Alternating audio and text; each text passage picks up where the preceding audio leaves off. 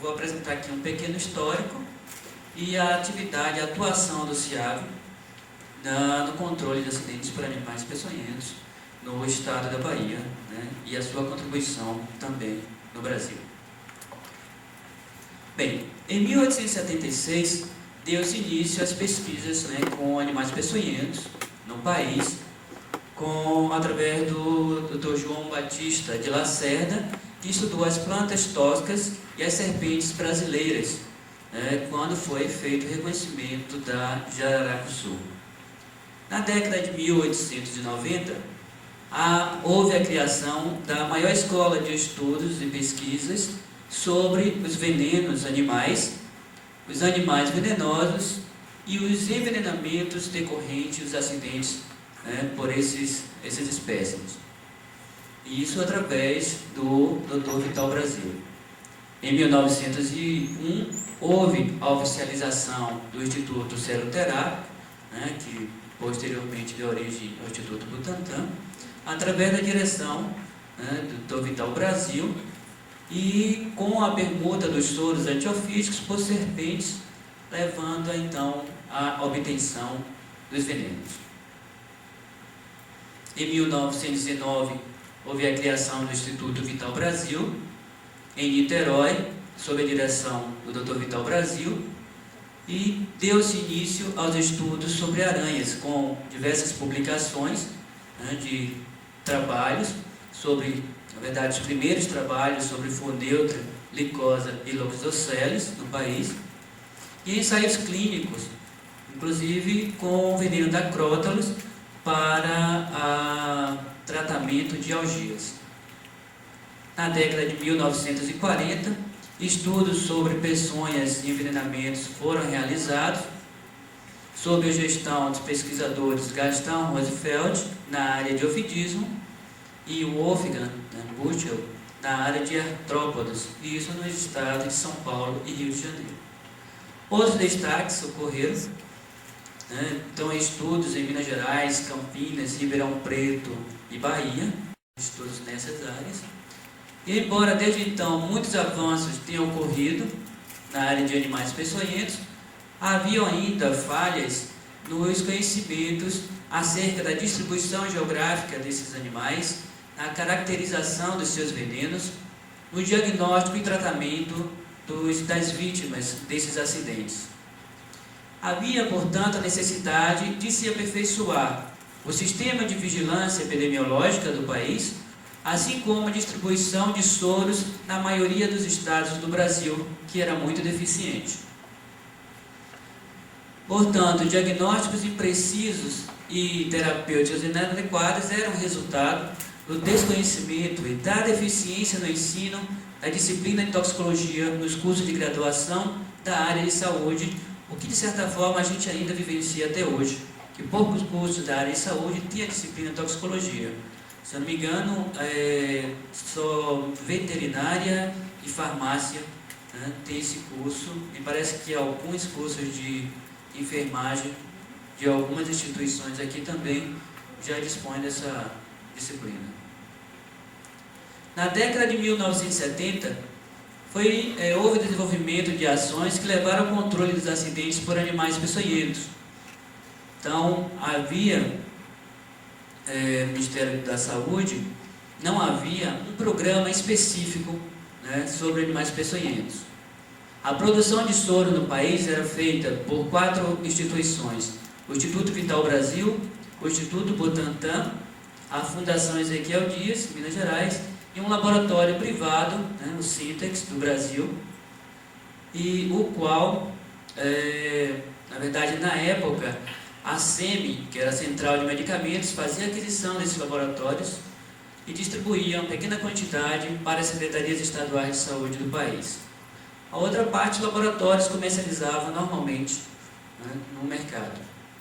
Em 1980, em função da necessidade do país acerca das informações sobre intoxicações, foi instituído o Sistema Nacional de Informações Toxifarmacológicas, na época o SNTF, que posteriormente recebeu a denominação de Sinitox. Nessa mesma época, foi criado, como a doutora Tânia falou, a professora Tânia falou, o CIAP, né, que na verdade foi o segundo centro de informação e atendimento toxicológico do país, após a criação do SNTF, ou CINTOX.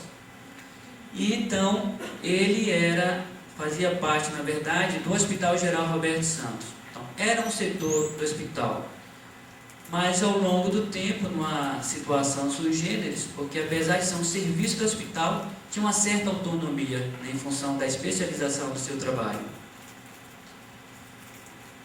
Próximo. Em 1983, na época que o laboratório Sintex produzia em torno de 300 mil ampolas por ano, o que equivalia a 65% da produção nacional de soros e vacinas, teve um problema na sua linha de produção relacionada à vacina, se não me engano a PPD, e então suspendeu-se a produção, inclusive, dos soros antipeçonhentos, o que levou a um déficit de soros no Brasil, o que comprometeu, consequentemente, a distribuição deles para todo o país, e essa distribuição ficou praticamente restrita aos estados fabricantes, né, São Paulo, Rio de Janeiro e Minas Gerais, levando a prejuízo para o restante do país. E nessa época aumentou o desafio do CIAV, né, principalmente em relação aos acidentes por animais peçonhentos, decorrente do aumento do número de ocorrências, do grande número de ocorrências, da gravidade dos quadros clínicos e também do aumento de índices de sequelas e óbitos, justamente em função da falta desses soros. Em 1985, isso foi agravado, né, uma vez que o sistema de distribuição de soros entrou em colapso, né, a produção. Vários óbitos por picadas de serpentes começaram a ser divulgados através da mídia, principalmente no norte e nordeste do país.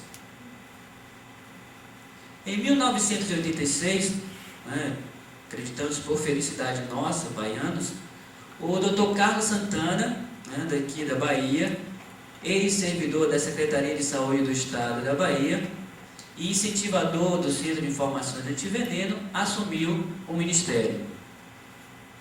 Então, a partir daí, algumas ações foram adotadas na busca da solução para a resolução do problema de saúde pública que se vivia no momento, e criou-se então o Programa Nacional de Ofidismo.